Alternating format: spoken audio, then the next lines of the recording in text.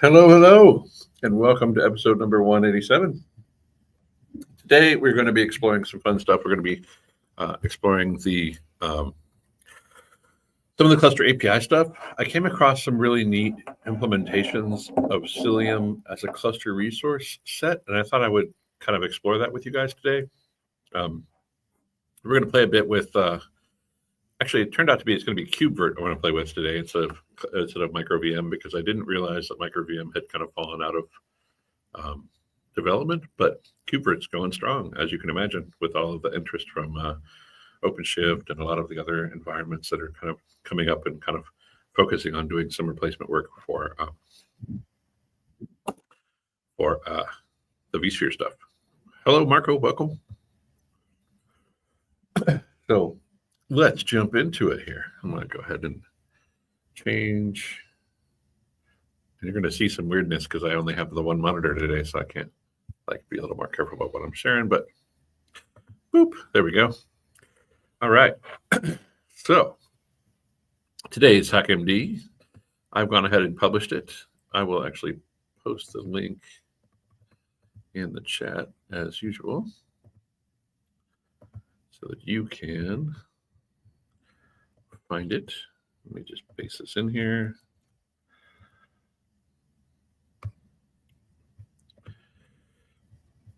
So in this document, I have a few things. We're going to talk through them, and I'm also going to be exploring them a bit. But before we get to all of that, let's go ahead and jump into the Cilium newsletter and take a look. So right here at the top, it says, join us at KubeCon NA and CiliumCon 2025. If you'd like to, I'm hoping that, some of you will be there at KubeCon. And if you are there, I'm really looking forward to seeing you in person, both at KubeCon and also at CiliumCon. Lots of really great stuff coming up for all of that. The most recent one was on July 1st, which seems like, I think, Bill's a little bit late getting the next one out or something. eBPF Foundation just launched its second CFP for Academic Research Awards. What makes eBPF exciting for me is just what it can do today. It's amazing. The technical, breaking boundaries, implementing the Enigma machine in eBPF, I like that. And I also like the subtitle, the only thing tougher to crack than the eBPF verifier. Reading between the bytes, inspecting compiled eBPF with BPF tool, readelf, and LLVM object dump. Some good hacker tools there. Implementing fast TCP fingerprinting with eBPF.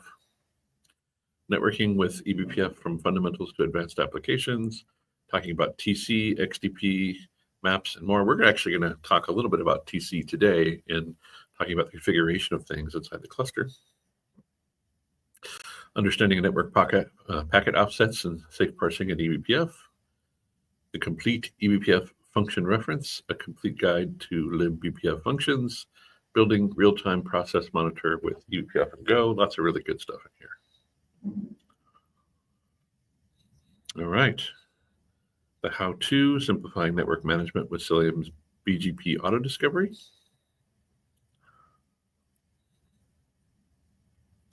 This is an exciting feature of the enterprise capabilities.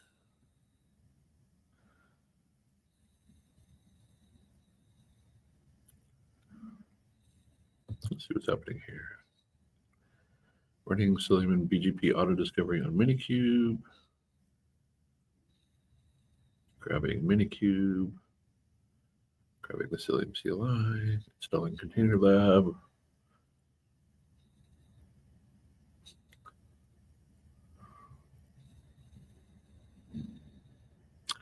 Here's the Container Lab configuration. And then there we have neighbor Cilium, BGP listen range, peer group Cilium. That makes sense. That's basically how you tell the router to listen for peers. And then you have your Container Lab deployment, And then you have your BPF implementation, peer config Cilium peer, and your Cilium BGP peer config, which has FE IPv4, SAPI unicast, match labels BGP. There's our advertisements, where we're going to be advertising the peer, default gateway,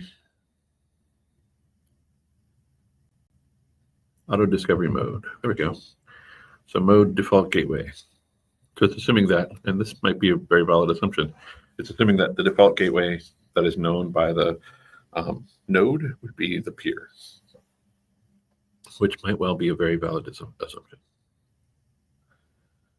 Very cool. Default gateway auto discovery doesn't support multiple concurrent BGP sessions per address family in multi-homing scenarios. The existing workaround involves manually configuring peer address. That's pretty neat.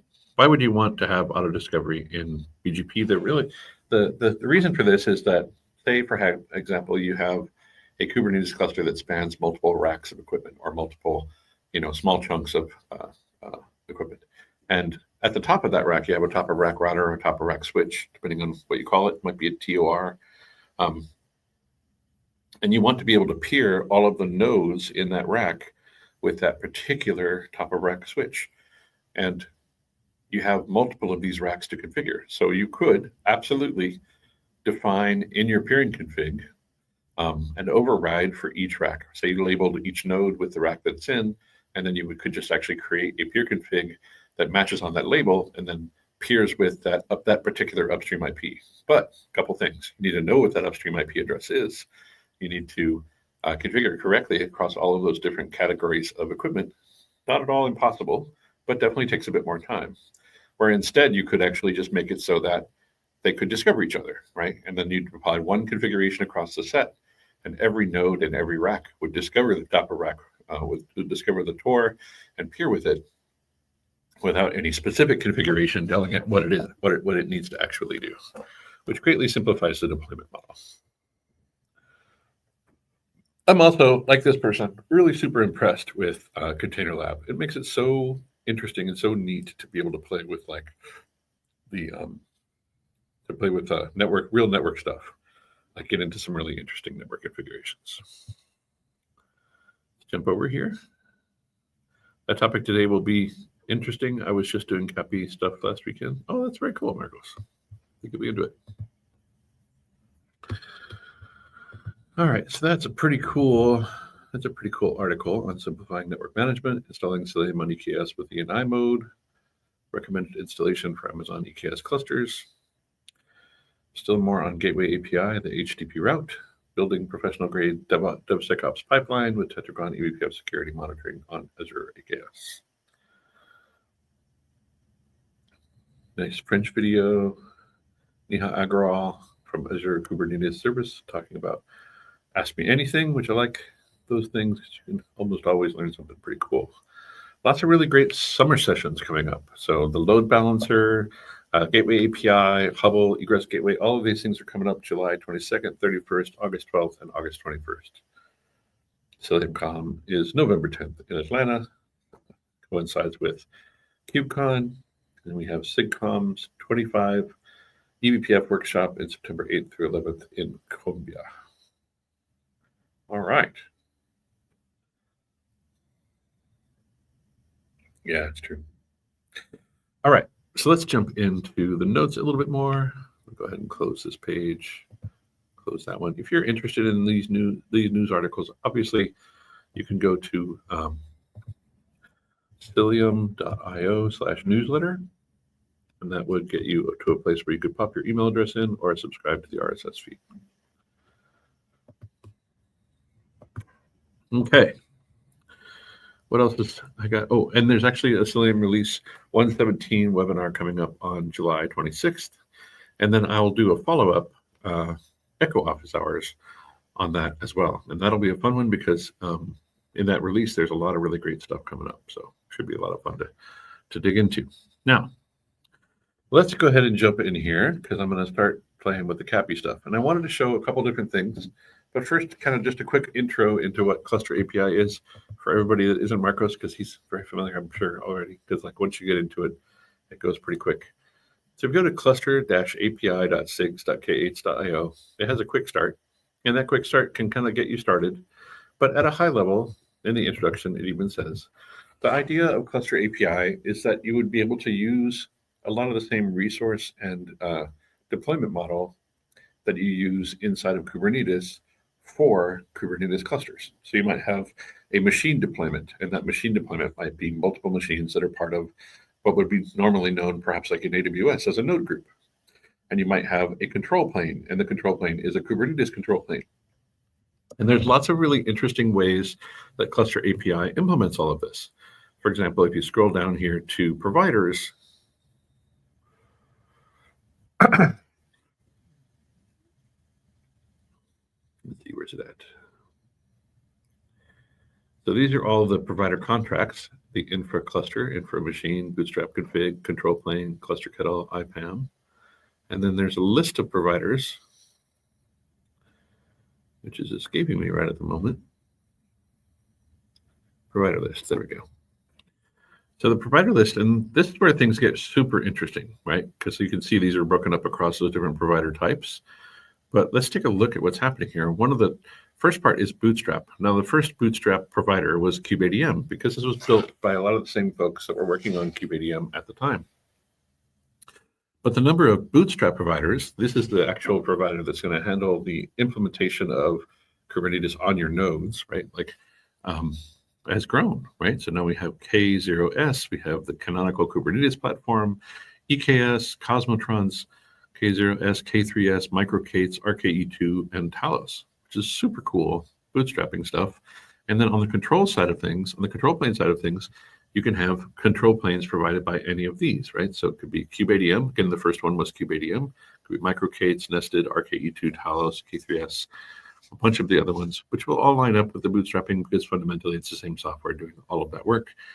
And then at the infrastructure layer, things get even more interesting because this is actually where you're going to implement the cluster, right? So you can implement it in Akamai, leveraging the Linode stuff. You can implement it in AWS, Azure, the Azure Stack HCI. You can do a bring your own host mechanism, Cloud Stack, CostEdge, DigitalOcean, lots and lots of solutions out there. There's also one that isn't listed here, which I spend a lot of my time with when I was doing a little bit more development on the Cluster API stuff, and that is CAPD, or Cluster API for Docker. And CAPD is a neat one because what it does is it actually brings up your guest clusters in Docker as well. So you can actually kind of have a lot of fun in that scenario. However, in CAPD, everything still shares the same kernel. So you can imagine that as you get more and more nested, things get pretty interesting from the same kernel perspective. So what if I wanted to give each of my nodes its own kernel? What could I do then? Well, there are a few out there that do it. KubeVirt is one of them. I have in the past done a special on Virtink. Virtink is another really interesting one. Virtink actually leverages the Cloud Hypervisor cluster, the Cloud Hypervisor KVM, but which is another super interesting topic. And if you're interested in that, I definitely suggest looking up that episode and checking it out. But you can see it has kind of gotten a bit stale. There's not much happening with the Cluster API Virtink. I thought it was pretty neat because it actually solves a lot of problems that I think are pretty interesting to solve, including in the Virtink side, it's actually a Rust-based VMM. And instead of using the same KVM hooks, it would actually implement KVM like directly in the pod. So it doesn't just create the VM there, it creates the whole pod. It creates the VMM as well, which I thought was pretty neat. In KubeVirt, we have KubeVirt here as well. That's the one we're going to be exploring a bit today. And then the other one that's actually in the title is microVM. I was excited about this one, but then as I kind of dug into it a bit more, I was a little upset because it doesn't really move much. So it's while it is kind of up to date a bit, and it looks like there's some work happening with it, there's not really a quick start or anything else like that to kind of get started with. But to talk about what this is, I think this is actually a very cool project. This is a project that came out of WeWork. And you can pass over to Flintlock here and kind of see what the project is doing. Again, some of these things, some of the code is a little older, but it's currently up and working. And so I think it's actually a pretty neat project. Flintlock is a service for creating and managing the lifecycle of microVMs on a host machine. And it supports both Cloud Hypervisor, that Rust VMM I talked about, and also Firecracker VMMs. The original use case for Flintlock was to create microVMs on a bare metal host where the microVMs will be used as nodes in a virtualized Kubernetes cluster. It is an essential part of Liquid Metal and can be orchestrated by the cluster API provider microVM. However, it's useful for many other use cases. So lots of good stuff happening here. I think it's actually pretty neat looking, and I haven't explored it too much, but when I last explored this, it was down in there in the 0.30 phase, and they didn't support the Cloud Hypervisor stuff yet. So I'm actually super excited that that's in there now. So that is happening. It looks like there was just a release of this in February, version number 0.81, picking up some changes, like some bug fixes, a connection leak. This release comes with VirtIOS FS support for Cloud Hypervisor. Very, very cool.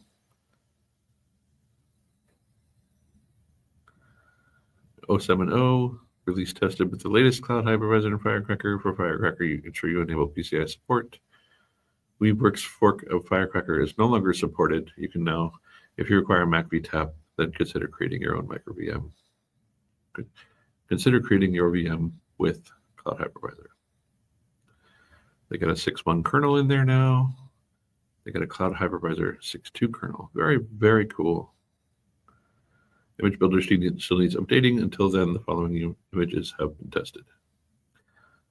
All right. So lots of good stuff happening there. It's not that it's completely fallen out of development. Like, there is work happening. This is from February, so like it's moving along. I just haven't. When I started kind of exploring what it would take to get Flintlock going, I was a little. I thought it would be easier for everybody just to use KubeVirt for now, and come back to the microVM stuff later on. KubeVirt is primarily for bare metal K8s bootstrapping. Not quite. And then Joseph saying hello. Hey, Joseph, good to see you. All in Docker, full Docker dual stack with Cilium. You can do that. Yep. Yeah, CAPD is pretty cool. All right. So what is KubeVirt for? KubeVirt is a really interesting virtualization technology. KubeVirt is basically the idea that you can leverage KVM QEMU as a, and then orchestrate KVM or QEMU leveraging Kubernetes. So when you create a VM, that VM will run inside of a pod and have all of the resource constraints of that pod and sit on that pod's network and connect in that way, right? So we're going to leverage it here in a second, and I'll actually show you exactly what I mean. Before we do that, though, I kind of wanted to share with you what's happening here in the notes. So the first note I have here is a little script that's called CAPMVM. And what CAPMVM does is it creates a kind cluster, and then it does a Cilium install, and then it creates a cluster. It uses cluster kettle init to init both Docker and KubeVirt as infrastructure providers. And then we go ahead and we install the latest version of the KubeVirt tool set, which is going to be orchestrated by the infrastructure provider of KubeVirt. And then we're actually going to be creating Cilium leveraging a load balancer mechanism. So up here at the Cilium level, you can see that I have set L2 announcements enabled to true. And then down below here, this is actually my configuration that will actually deploy an IP pool that the Cilium load balancer will use. And this IP pool is a part of the IP space associated with the kind network on my laptop that is not going to be used by Docker. So what that'll do is it'll make it so that when I create a service of type load balancer inside of my kind cluster, it will just announce that IP address leveraging ARP out, and it will use one of these IP addresses for the load balancer. Now, because I referenced the cluster YAML right here, this is what's actually inside of it. And so I'm actually passing in the container path for a Docker socket, and that's actually so that I can use capd if I want to. But there's another piece I'm doing here, which is even more interesting, and I kind of wanted to talk through it real quick, which is that I'm actually leveraging a local image mirror. And it's a reasonably complex thing, but I think it's actually kind of neat, so I wanted to share it with you all, right? So up here at the top of the configuration, I'm disabling the default CNI because I want to use my own. I'm defining what the pod subnet will be, and I'm turning kubeproxy off. And then in there, I'm actually defining a host path kind underscore default. I'm mounting that path to etccontainerd's certs default. Now this path underscore default, this basically defines to containerd all of the, you can use this path and the host.toml associated with it to define all of the mirrors that will be used.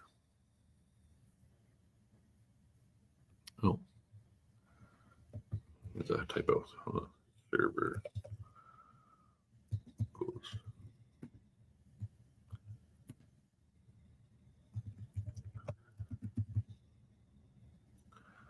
Let me actually pull up my console real quick.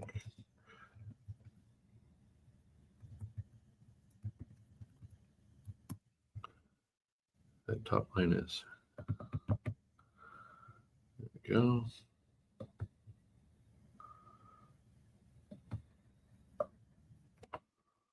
Okay, so here's what is interesting about this. Now, if you define a default host.toml, what will happen is containerd will use the content of that file to configure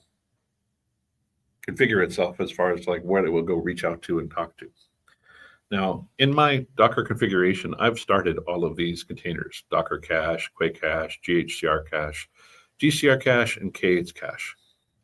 And for each of them, this is what this server line actually indicates what I'm going to go talk to. So for example, if containerd running in my local kind configuration, we're told to go and pull an image from Docker, what will happen here in this configuration is it will see that URL, registry1 docker.io, and then it will follow the host line and say, oh, well, if I'm going to use that, then I need to change the host to http://docker cache :5000. And the capabilities of that particular cache are going to be to pull and resolve images. And then I'm also going to do skip verify, which basically means I know it's not TLF, it's just a local cache. And then I do that for all of the other registries that I might pull images from. So I do that for Quay, I do that for GHCR, for GCR, and for K8s, and for the registry.k8s.io. And then I create this file on my local file system, and then I mount it in to each of the container, to each of the containers located in my kind configuration. Arguably, I could do this, by IP address for each of the guest clusters that I'm about to create as well. But I didn't get that far down into the implementation. And I could also, for example, point my local containerd at this image or at the same configuration. Right? And if I did that, obviously there's a chicken and egg problem. Like those cache images have to exist, but they have to be running. But then after that, I could actually implement the change because the containers will stay running. Anyway, the neat thing about using default, there's two different ways this could be implemented. This could be implemented where I actually put like docker.io, quay.io, GHCR as directories, and then give the host.toml each one of these little sections for each of them, right? And that way, if they try to use that registry and it doesn't work out, then they will fall back to default. And the default being undefined will basically mean just go up there and look. And if you can see it, go ahead and pull it. But if there's no Docker cache running, don't fail, just try something else. In this default configuration, where I have underscore default host.toml, what I'm saying is if this cache isn't here, don't pull the image. I want you to fail. And the benefit of that to me is that it means that I know that I'm actually locally caching all of my images, or inside of Kubernetes, the image won't be pulled. Right? Because if the image isn't pulled, that means I need to add another cache. Now, all of this aside, one of the other interesting things that's happening in the containerd community is an effort to make it so that I don't need to actually spin up one Docker cache or one cache for each path. as you can see right now, I have to do that. I have to do that for each path. I actually have to define it's a cache just for that particular registry. And that's because there was no defined way in OCI to indicate where the image got pulled from. It was just being pulled into the cache. And in the configuration for the registry, which I will put up here, forgot to do earlier.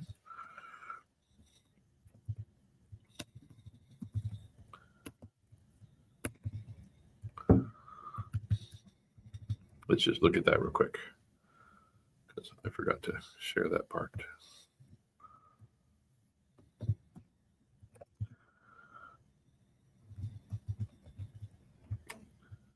Here's the image for, here's the thing I'm using to create all of these.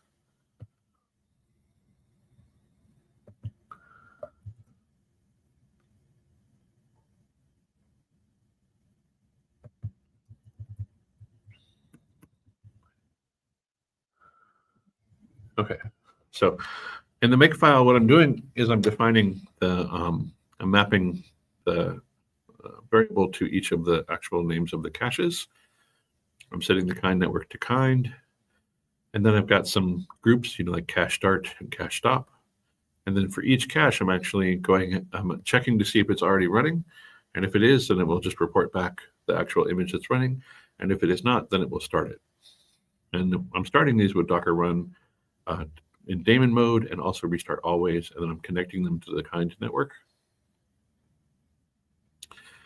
And then the interesting part is this environment variable right here. This tells the started Docker registry to be a proxy for this particular URL. Now, there's no way for me at the moment to specify multiple URLs, right? There's no way for me to use one single Docker registry for all of the different registries. I have to use one for each. So if I'm pulling images from 5 registries, I need to specify one for each of those, which isn't too much of a big deal, just how that kind of works. All right, make sure there's no questions. So that's my cache set up, and that works pretty well because it really cuts down on the time to start things up. Okay, we've talked through all of the files here. Hope this is useful to people. I think it's a pretty neat trick how it's all set up. Let's go ahead and get started. At the moment, I don't have anything but the images running. So I have my caches. And then I just want to show you real quick, just so you know what it looks like when it's working. If you exec in to like the Docker cache, or probably the Quake cache has more interesting stuff.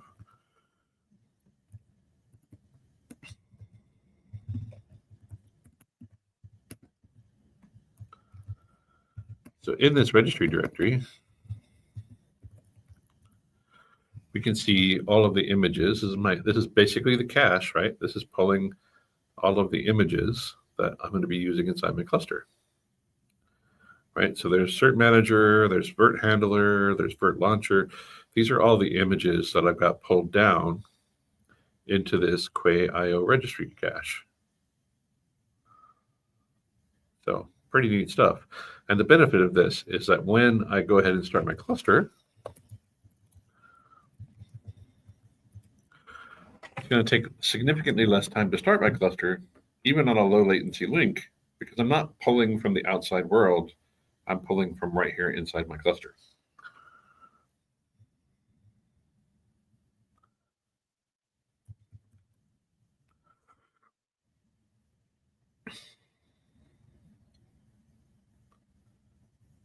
So let's see what that actually looks like here while I'm doing it.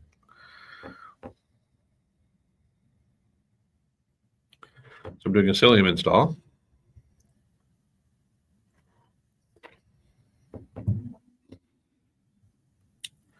I wanted to look at.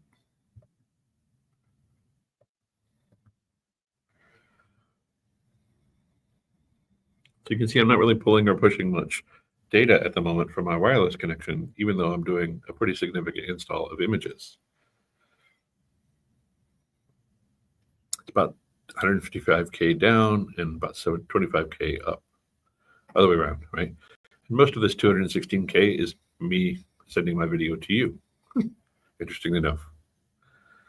but there's not much download, right? 44K, clearly something's missing. And the thing that's missing is that I'm actually caching all of these images. So when it pulls down all of these images, it's not actually pulling them from the internet, it's pulling them directly from the image cache, which is super sweet. I'll show you the same graph here in a minute when I actually install Cilium on the guest cluster.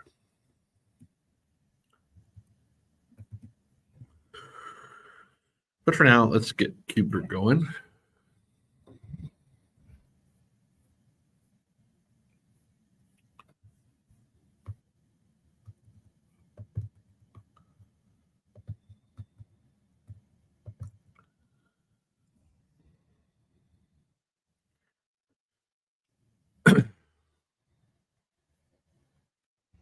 And this part isn't an image pull. KubeVirt is actually creating all the resources on all of the nodes and waiting for the Virt controller to actually completely come up, which does take a couple of seconds. It's not a super long time, but it does take a little longer.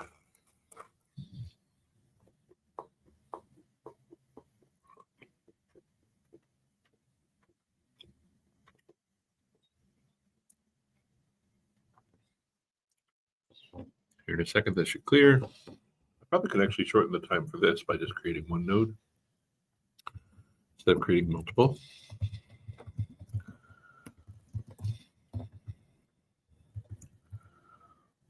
But see, this is for handler stuff. This is the stuff that's taking a minute. There we go.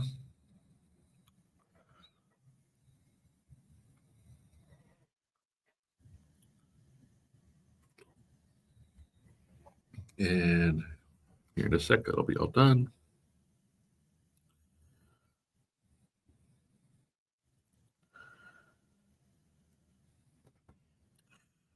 Marcos, you have a question. What, in your opinion,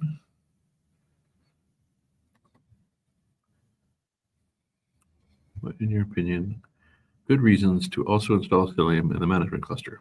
Well, in my case, I'm actually leveraging the load balancing features of Cilium. So when I create the guest cluster's API server is going to be expressed by the load balancer that Cilium is using. So for me, that's enough. But there's lots of other ways that problem could be solved. It's just for my purposes, it was easier to use Cilium for that. Also, observability, right? Like there's tons and tons of other reasons why Cilium is the best choice for CNI. But if I wanted to actually understand what's happening on the network layer between VMs, if I want to understand, if I want to do network policy between VMs, like all of the obvious use cases of Cilium are all there, including being able to actually leverage BGP to announce the Kubernetes API VIPs or any other load balancer that you wanted to express down to the guest clusters, right? Lots of interesting things to do there. Okay. Now, I've got my Kind cluster up. It's got KubeVirt installed. I've got Docker installed. And at this next point, I can actually do something like this, where I can actually generate the manifests that will do the install. Now, before I do that, you can see I'm actually using some variables here. Let's talk about those variables real quick. So I'm using direnv, and I pulled all of this data from the cluster API quick start. And so to take you through that real quick,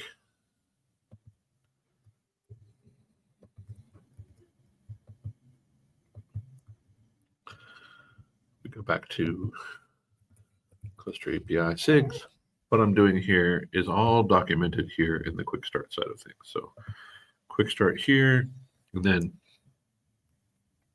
here's my KubeVirt configuration, basically telling me to install a CNI. I'm using Cilium. It's documented here to do a Calico install. And then down below, initiate the management cluster, which we've done. And here's our KubeVirt pieces. Here's where we're actually getting the code in that script to do the install. But they're also installing MetalLB, which I don't need to do, exactly to the point that we talked about before. There's no need for me to do that because I've already got that configuration set up in my Cilium config. actually even using the same mechanism. So metal LB here would actually leverage ARP, and I'm leveraging ARP the same way. It's still an L2 advertisement. So install KubeVirt on the kind cluster. Here's the install for KubeVirt. It's grabbing the latest tag. It's actually doing the install. I've done that in my cappy.sh script. That's the same thing. In the init, I'm actually initting both Docker and KubeVirt.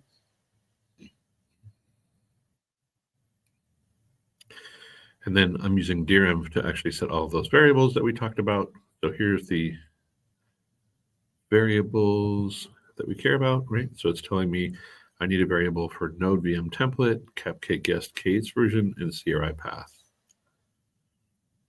And then generating the cluster information. And there's the generation of the cluster information. I'm doing it a slightly different way because I didn't think I needed a long name like Cappy Quick Start. I was just going to use KV1 for that instead. And then we can do the install.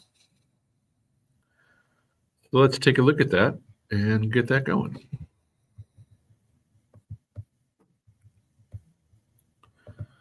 Shift back over here. All right. So cluster API, cluster kiddo. You know what? I'm actually not going to apply it first. I'm going to go ahead and just create it, and then we can talk through what's being generated here. Now, a couple interesting points. Right here where it says flavor, this may not be entirely intuitive to people, but flavor is actually referencing a template that is hosted in the repository for the project. So in my particular case, I'm referencing flavor LB. Let's take a look at what that flavor LB is inside the repository. So here's the repository for KubeVirt. And inside of here, inside the template, we can see what the flavors that are available are, right? And so the flavors they have, here's the one that I'm actually using to generate the configuration right now, which is the cluster template LB YAML. And you can see it's specifying a CIDR block, it's specifying the services block. These could be variabled out as well, just like this. And then we could just leverage that same variable mechanism to define what those variables would be. So all of the things that are defined in here as variables are things that could be defined directly without having to change too much. But that's the way it's configured in this particular regard. And you can see right here, when they define the cluster, they define this as a type load balancer. This is probably pretty small. So let me make this a little bigger. Okay, so right here under the spec for the KubeVirt cluster, that's the configuration right there that describes that this is going to be a load balancer type service. And then it creates a KubeVirt virtual machine template for the control plane. It creates the kubeadm control plane because it's leveraging that bootstrap controller for that piece. It's going and specifying cluster namespace local, which I think is not great. And I might actually change that back because what's happening in the DNS domain here is that it's actually changing the DNS resolution inside the cluster, which I'm not a big fan of personally. And we'll talk about why here in a bit. But anyway, because it's always DNS, we'll just leave it that way. And then down below, they actually use a variable to define the cluster machine template for the cluster and make sure that it falls inside the same namespace. And then the virtual machine bootstrap check is actually an SSH check. It's going to get 2 cores and 4 gig. The template that's actually being variabled out here, the kubeadm config template. Not too much interesting happening in this scenario. The machine deployment, and there we go. But they have some really interesting templates. And this is actually what I came to talk about because I'm like, wow, this is neat.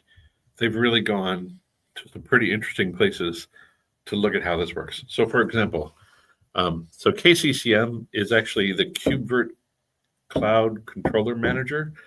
And it's got some pretty neat features like being able to scale up and scale down the cluster that you're on through the Cloud Controller Manager to do things. But look at some of these other templates that they have. right? So here's load balancer with Flatcar, which is the newer version of Core OS, the old Core OS operating system. Worked on that at Core OS. And so there is the Flatcar conf. And this is actually the container Linux configuration and the additional configuration associated with it. This is the most powerful, in my opinion, one of the most powerful parts of this configuration is that it has this ignition lineup, right? So you can actually configure these hosts pretty significantly in this way. So here's the user configuration. The name's going to be core. Here's the SSH authorized key, the cluster configuration. Really cool stuff. And they've already defined all of that inside of their KubeVirt config. So if you wanted to leverage Flatcar, you're already most of the way through, right? Here's the kubeadm service, the drop-in for the Flatcar conf. You can see how configurable this is. Yeah, you can see how configurable this is and what this really enables, right? Like there's tons of really great, very cool configuration inside of this model. And then some of the other ones, like LB kubeproxy free. Now this is actually leveraging a feature of kubeadm, but again, same configuration, but there is a change right here where we're specifying in the init config for the cluster configuration that we want to skip phases, add on kubeproxy. And that means that we're not going to install kubeproxy in the cluster. And then we create our kubeadm config, same thing, saying all that other stuff. But wait, there's more. Let's take a look at what's happening here. So cool. Talos as the operating system, Cilium as the eBPF, but let's take a look at how that was implemented, right? We can look right in here and see how that was implemented. So here's the bootstrap config, service account. There's the Talos control plane, so it's leveraging the actual Talos control plane to stand things up instead of actually leveraging kubeadm. And then control plane config, which is part of the Talos control plane. It's a Talos version. And then we're doing config patches, op add, cluster network CNI, value name none, basically. And then we do an op add cluster inline manifest. And then we install the manifests. This is where I'm impressed, because what's happening here, they've done a bunch of things to create the rules and the permissions, but they've created a job, Cilium install in the kube system namespace, restart on failure, tolerating effectively you could just do operator. All of the rest of this is duplicative because you have operator exists. It's all the rest of this is nothing. It doesn't mean anything because operator exists is the only toleration that will have an effect. And then the affinity node on affinity, we want to put this on the control plane node, assuming there's only one. And then we do our Cilium install with our Cilium install service account. And then what they do, so slick, they grab the Quay.io Cilium CI image. They specify the Kubernetes service port from the status pod IP, right? Because this is landing on the control plane node. They specify the IP address, the Kubernetes service port right there. So there's no load balancer here that they're assuming. They're just assuming that we're going to talk to that one node, whichever node it lands on, that's going to be the one we talk to. Then they do a Cilium install, set IPAM mode to Kubernetes, set kubeproxy replacement to true, set security context capabilities, do all that stuff, set the C group auto mount enabled false, C group host root sysfs C group, okay, service host and port, but I don't know what's happening here. I don't know why these are being set this way, because it should already know what that is. I don't know what that's about. Because right up here, we actually specified what we cared about here. So that's interesting. I don't know what that's doing. Oh, maybe this is actually a feature of what do you call it? Talos. BFS post legacy false. BPF masquerade true. Node port enabled true. Routing modal tunnel. Tunnel protocol Geneve. Socket LB enabled true. Hubble enabled true. And Hubble relay enabled true. So very cool. And then the virtual machine template.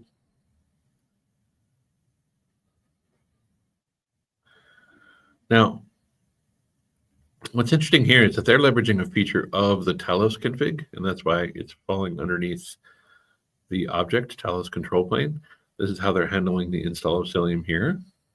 But what if? But there are a couple other examples here, which I think are also super neat.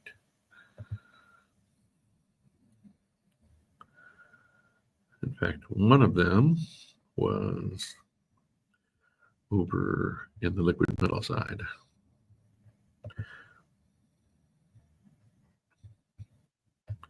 Repository, cluster API provider, microVM, templates.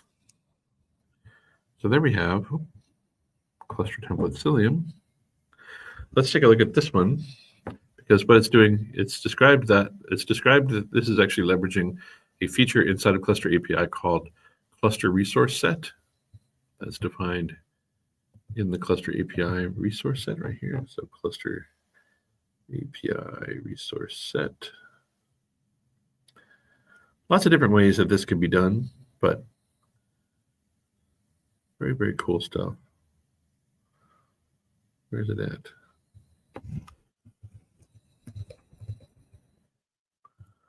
Oh, there we go. Okay, so cluster resource set.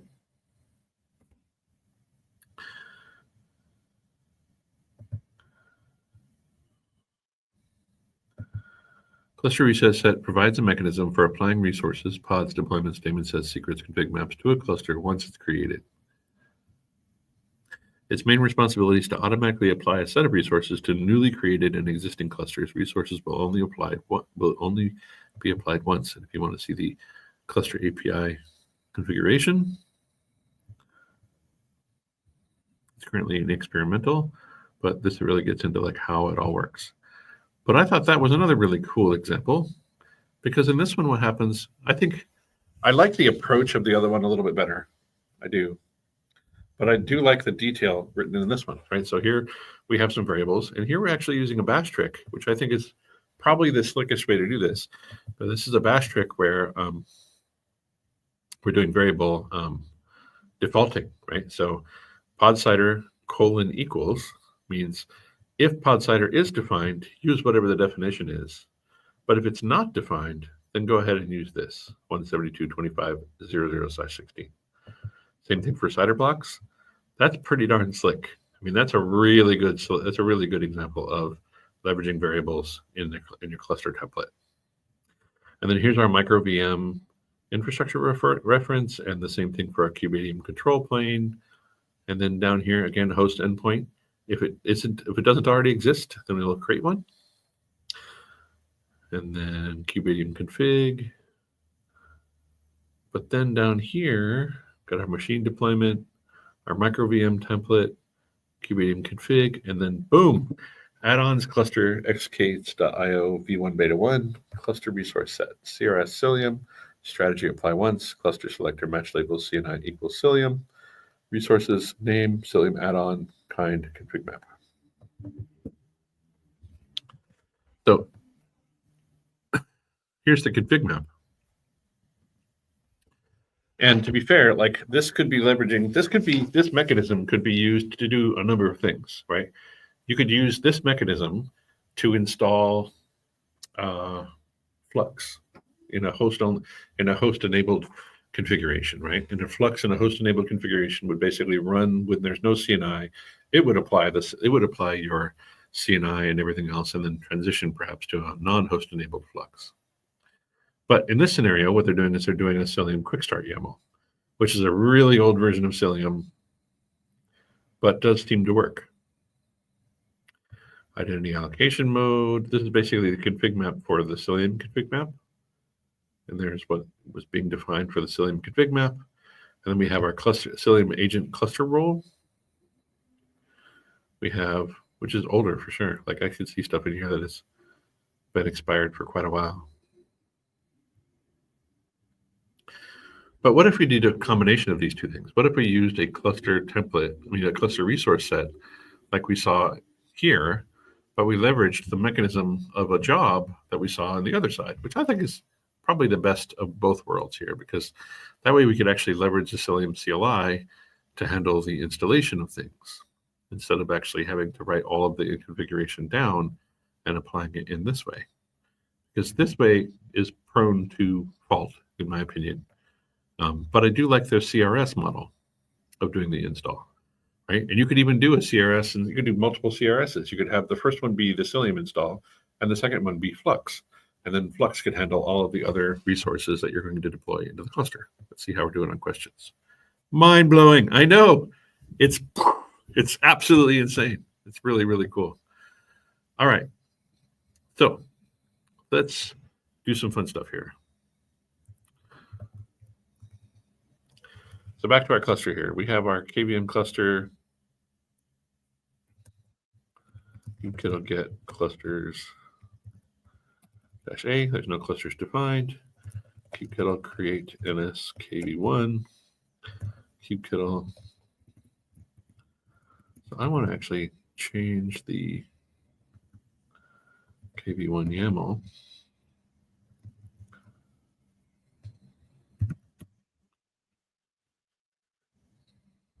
Because I don't want to set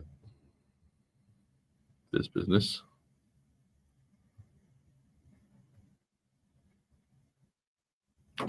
It's higher up here, isn't it? Yep, there it is. DNS domain.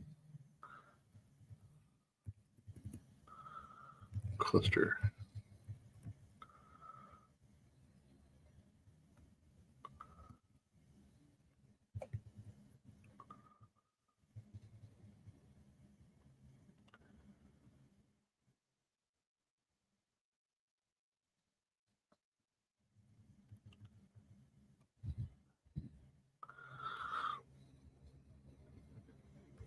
Let's just don't set it. Let's just leave it whatever it would be. All right. Okay. And then we'll do kubectl apply kv1 YAML. And there we have it. So kubectl get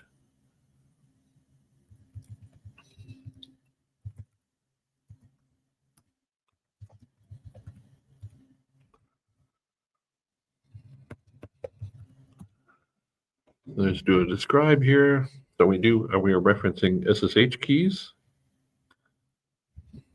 We've got our endpoint 132.18.200. Let's do kubectl get VM-a. We got our KVM control plane starting up.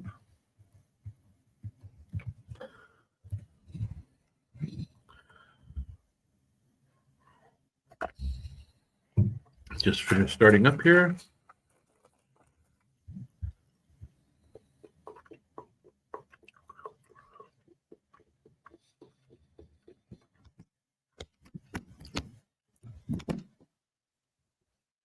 Oh, there's another thing I wanted to share.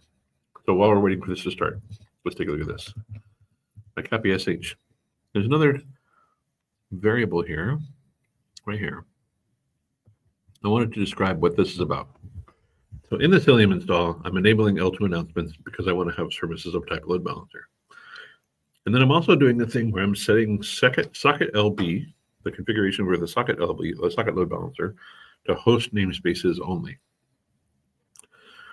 And the reason I'm doing that is because if you think about it, let's talk about like what socket LB does. Socket LB is such a cool feature in Cilium. Basically, if you have two applications and they're running in the same cluster and they try to communicate with each other in the same node, right? The same node, then at the socket layer, I can determine, hey, this connection that it's trying to actually go talk to is also present here on this machine. And so in eBPF, I can actually just shortcut that traffic. allow for the two machines to communicate directly, or the two applications to communicate directly. And this has a couple of different interesting things. Like if you're doing a packet walk, you'd notice that if you were to do TCP dump down at the lower layer or even on the VETH, there's no traffic. Like you see the initial handshake, and then you see no other traffic moving back and forth between these two things because the traffic is actually happening at the socket layer up at the top. Cilium doesn't have a way yet of understanding that the application that's running is actually just a bridge into a VM. And so it can't really see anything happening at the socket layer because really the socket layer is abstracted into the VM, the KubeVirt VM. And so in this configuration, what I'm saying is, I know that I'm going to be running VMs as pods or some other mechanism that doesn't allow for a reasonable view of the socket layer. And so I want to disable socket layer load balancing at the pod layer and only do it at the host layer. And what that does is it makes it so that we don't break networking inside the cluster. Okay, this was actually originally developed, interestingly enough, for some KubeVirt implementations. All right, so KubeFed for workload. Yeah, very similar. Yep. All right, kubectl get VM-a. So we got our cluster up. It's been running for 2 minutes here. Do cluster kettle get kubeconfig -n kv1. I'm making use of nvarc again, but I'll tell you why that works here in a second. Here's my nvarc inside this directory. And when I load into this directory, you can see that my cluster configuration just changed. So I'm no longer talking to kind CAPI. I'm talking to kv1. Talking to CAPI and then move into kv1. You can see I'm now talking to kv1.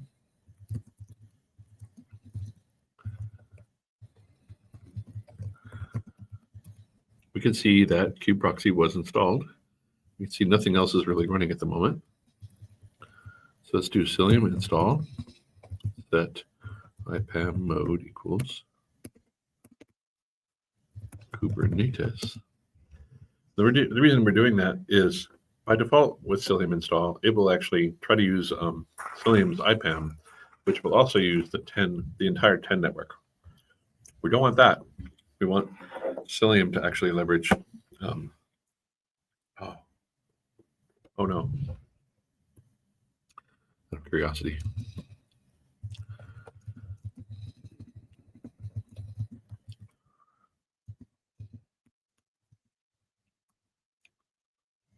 Haha. Okay, good. So we're using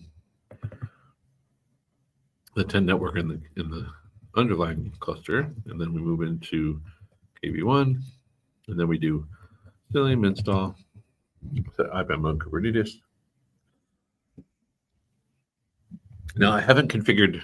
Obviously, sorry, I don't mean to be obvious. I don't mean to say obviously. There are some things that I could do that would take this guest cluster, in my opinion, to a really interesting place. For example, inside of the CAPI stuff that we were just talking about, for example, I could actually do this resource set thing that we talked about, and I might just explore that a bit, although I am kind of running out of time. I think I'll run out of time here pretty soon. But there's another piece of this, which I think is actually also pretty interesting. Let's jump back to the docs here.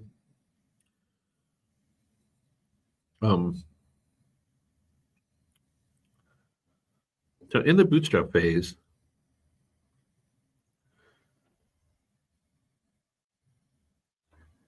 the kubelet configuration,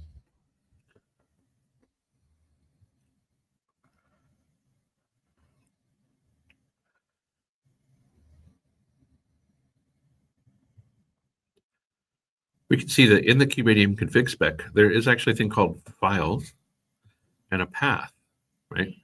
So I could actually use this to configure containerd before it was created, before it was started, or use this mechanism to actually do a patch, right? Here's the kubeadm configuration for patching, a configuration.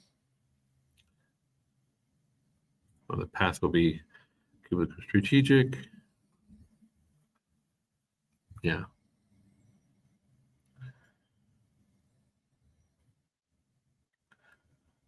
But I think this is pretty neat stuff, because what this would allow me to do is make it so that it happens pretty early on in the configuration, and it would allow me to create that mirror configuration for all of my containerd implementations all there at that layer.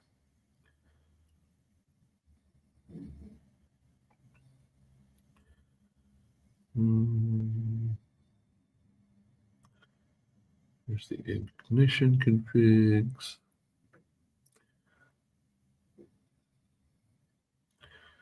Cluster resource set. There's the one I was actually looking for. This is GA cluster resource set.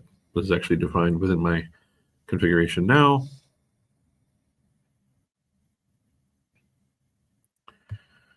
Update from apply once to reconcile. The strategy field is immutable, so existing CRSs can't be updated directly. However, CAPI won't delete the managed resources in the target cluster when the CRS is deleted. If you want to start using the reconcile strategy, delete your CRS and create it again with the updated strategy.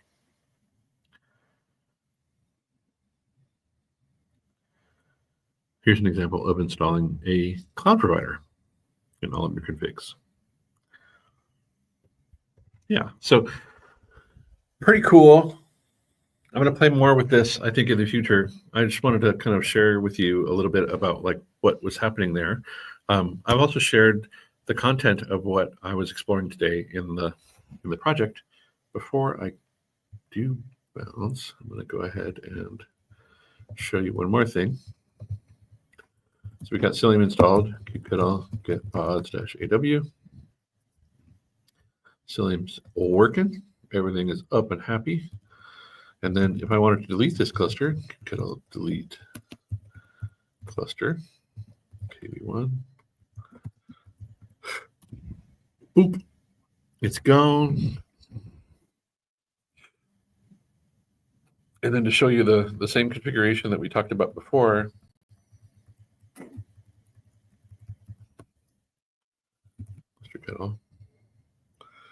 let's use a different flavor. And I told you that the flavors are based on the actual templates that are available. So one of the templates was kubeproxy free.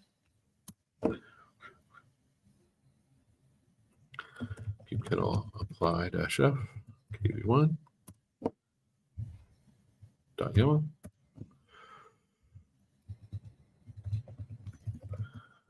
-w.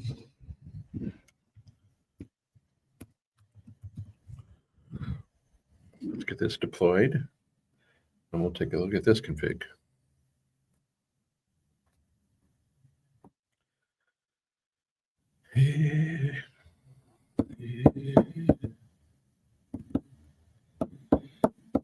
Yeah, kubefed's pretty cool. I agree. So there's our control plane coming up.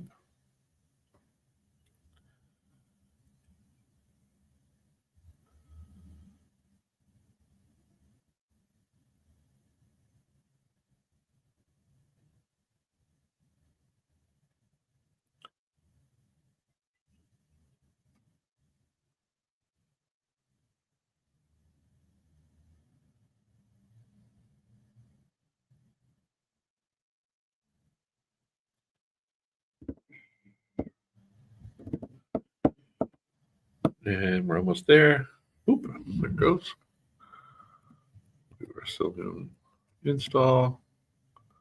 Oh, before we do that, cluster kettle get kubeconfig and kv1, kubeconfig, move into that directory. Cilium install.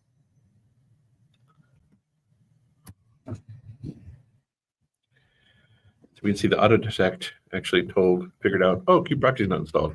Don't worry about it. We'll take care of it. So now we do kubectl get pods. -aw. See, there is no kubeproxy. We have significantly fewer pods running. And we have the pods that are running are actually going to deploy Cilium. So there's no kubeproxy running here. We're still waiting for the control plane to come up, but it should be coming along pretty quick. And then the other guests will have just joined. One other neat thing about running with a cluster API implementation is that you can actually do things like kubectl. Oops, sorry. Go back to our capd here. Kubectl scale machine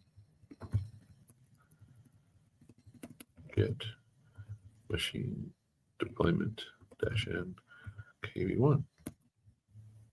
So that is our machine deployment for the nodes that are the worker nodes for this cluster. And currently there are 3 of them, and they're all running. So if I do kubectl get vm -n kv1, let's see that there are 4 VMs running that control my node and 3 worker node groups. But what if I wanted 5, right? Scale md -n kv1 replicas 5.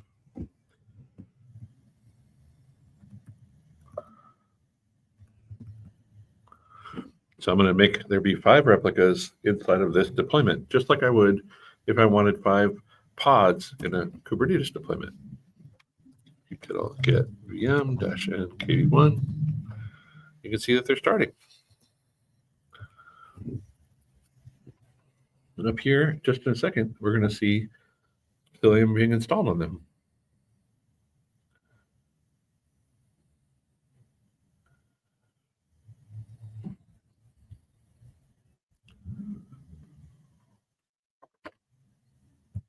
They started running. They're going to register with the cluster. And then as soon as they register with the cluster,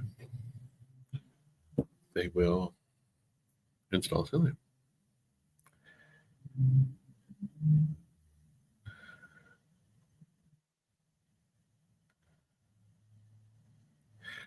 Correct. Yeah. So the thing about replacing kubeproxy is that if you replace kubeproxy, you got to be a lot more careful than a lot of the implementations out there that I've seen, because kubeproxy actually implements in IP tables the moment that it exists.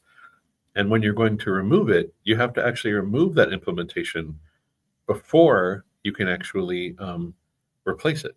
And the reason for that is because if you think about it, like where the traffic comes in, like it's either going to hit like the TCP/IP stack of the underlying host, or it's going to be happening at the socket layer like we talked about before, right? And so if it happens at the socket layer, then we're fine. With kubeproxy running, there's no conflict.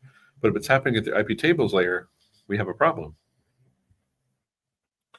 So it is interesting. So I guess what I'm saying there is, if you're going to do a kubeproxy replacement, it's better to do it at bootstrap phase rather than at the rather than later. All right. All the Cilium and associated configs get propagated dynamically. Yeah, totally dynamically, because it's all basically just a daemon set, right? So the configuration is all just right there. We can also do, just like we showed here, right? We can do kubectl, so we can scale this to IMO. And now let's break this. Kubectl get nodes -o. I only have 1 node left. All of the nodes are gone. Right? Because I've just scaled that whole deployment to 0, just like you would in Kubernetes. And so all of the workloads obviously also got evicted. Very cool stuff. Yeah. It's good stuff. All right. Anyway, I wanted to say thank you very much. I got to go because I have a lunch date, so I'm going to bounce. I hope this was useful. Feel free to check out the notes. Have the best weekend of your life, and I look forward to seeing you all the next time. Have a good weekend.